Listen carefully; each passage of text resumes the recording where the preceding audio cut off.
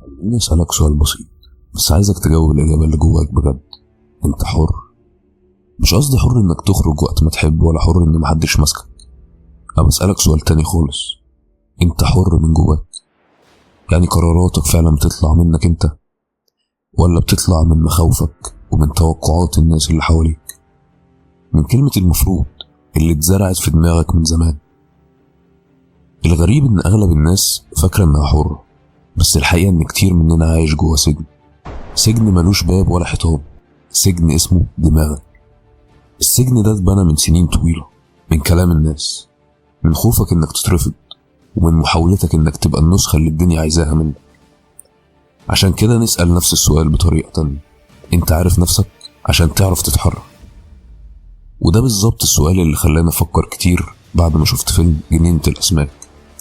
أنا دهان سلطان، ودي حلقة جديدة في قناة كلام بينا.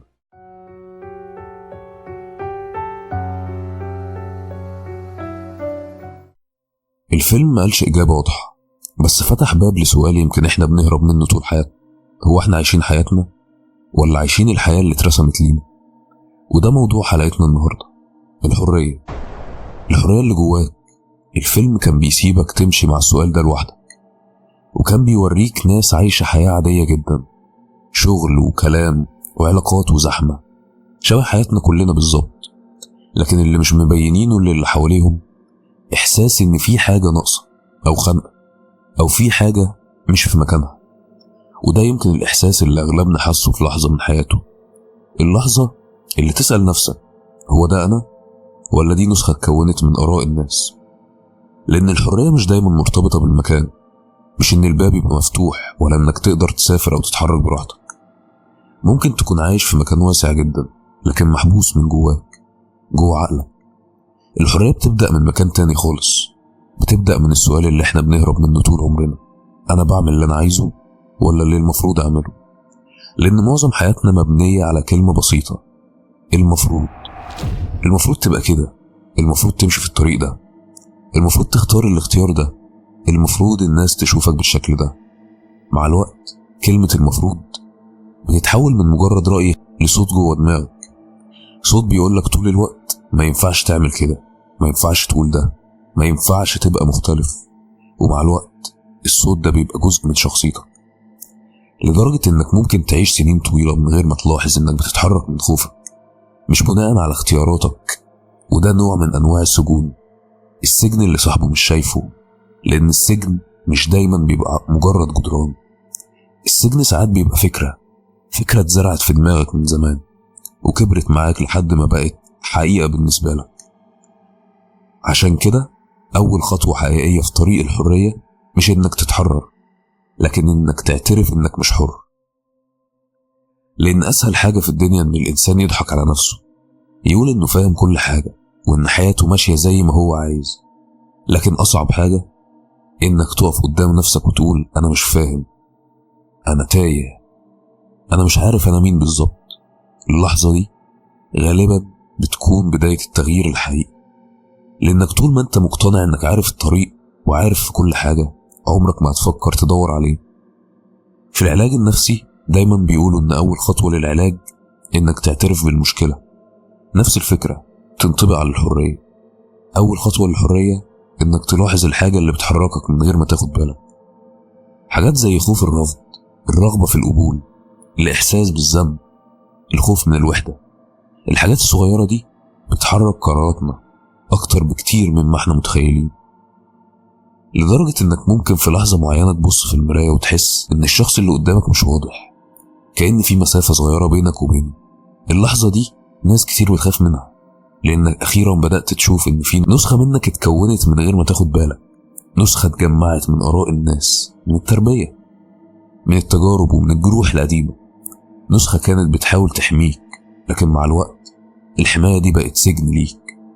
التحرر من النفس معناه إنك تفهم ليه بتخاف، ليه بتتوتر من مواقف معينة، وليه بتهرب من حاجات وبتتمسك بحاجات تانية. كل ما تغوص أكتر جوا نفسك تكتشف إن نفسك مش عدو، هي مجرد طفل صغير اتوجع في لحظة معينة وقرر يبني جدار يحميه. مع الوقت الجدار كبر لدرجة انك نسيت ان الجدار ده اصلا كان عقلك بيحميك بيه، مش بقيت تعيش فيه طول العمر. كسر الجدار ده بيحصل بهدوء، حتة ورا حتة. كل مرة تبقى صادق مع نفسك حتة بتقع، كل مرة بتعترف بخوفك حتة ثانية بتقع، كل مرة تقول رأيك بصدق حتة بتقع. ومع كل حتة بتقع بيبقى عندك وعي انك تبدأ تفرق بين صوتك الحقيقي وخوفك، تفرق بين اللي انت عايزه فعلا واللي كنت فاكر ان انت عايزه او محتاج له. لكن الحرية مش بس معركة جواك، في مرحلة تانية أصعب شوية، وهي الحرية وسط الناس. لأن العالم بره زحمة آراء وتوقعات وزحمة أحكام، كل واحد شايفك بطريقة مختلفة، وكل واحد عنده صورة معينة عنك. المشكلة إن الصور دي ساعات بتبقى مريحة للناس بس مش مريحة ليك أنت، وأول ما تبدأ تبقى واعي أكتر الناس بتتوتر، لكن لأنك كسرت توقعاتهم. المجتمع متعود إن كلنا نلبس أقنعة عشان الحياة تمشي بسلاسة، لكن السلاسة دي أحيانا بتبقى كدابة. الحرية وسط الناس صعبة لأن كل واحد فيهم لسه بيحاول يفهم نفسه هو كمان. وعشان كده من أكتر وأهم الحاجات اللي الشخص بيتعلمها وهو بيدور على حريته إنه يبطل يحاول يرضي اللي حواليه.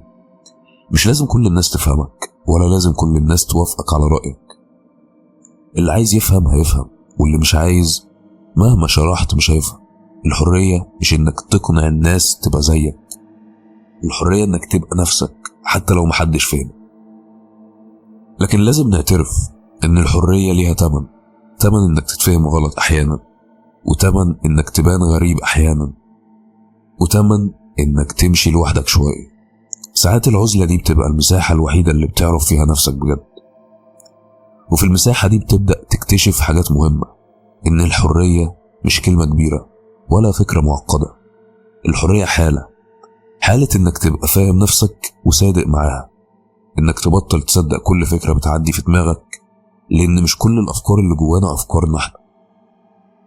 كتير منها بيكون نتيجة لخوف قديم أو جرح قديم أو صوت حد تاني عاش جوا دماغك سنين. كل ما تبقى واعي بالأصوات دي كل ما تبقى هادي، لأنك بتعرف إن الخوف مش حقيقي، ده مجرد إحساس بيعدي. وفي اللحظات الصغيرة اللي بتحس فيها إنك نفسك فعلا، لما تضحك من قلبك أو تمشي في الشارع من غير هدف أو تقعد في صمت ومش خايف منه، بتحس بإحساس بسيط جدا، إحساس إنك عايش. يمكن الحرية في الآخر مش إنك تكسر كل القيود ولا إنك تبقى مختلف عن الكل. يمكن الحرية ببساطة إنك تبقى نفسك، مجرد تبقى نفسك، تفهم نفسك، تقبلها، تعيش حياتك بالنسخة الحقيقية منك، مش النسخة اللي الناس مستنياها. لأن الحرية في النهاية مش إنك تبقى منطلق في كل الاتجاهات، الحرية إنك تبقى صادق مع نفسك. ويمكن دي أصعب حرية في الدنيا.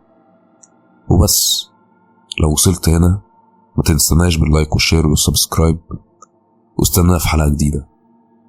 وشاركنا برأيك في الكومنتات، ايه هي الحرية من وجهة نظرك؟